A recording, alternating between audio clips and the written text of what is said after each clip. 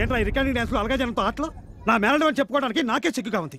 నేను ఈ ఊరు ప్రెసిడెంట్ అనుకుంటున్నావా లేకపోతే ఇలా బేవర్స్ అనుకుంటున్నావా? అంత లేదులేమాయా, ఆయన ప్రెసిడెంట్లకి 2 మేనళ్ళకు 3 ఉండవు కదా. నేను ఎక్కడున్నా నాకు ఇష్టం అన్నట్టు ఉంటాను. నాకు నచ్చిన పని నేను చేస్తాను.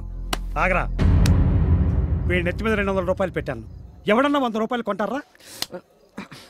ఇదిగో ఇంకో 100. నిన్నోడను కొంటానేమో చూడు. ఈడ జార్జ్ బుష్ ఈడు పరువు మేము తీసామంట. పదండ్రా వీరేద్దాం.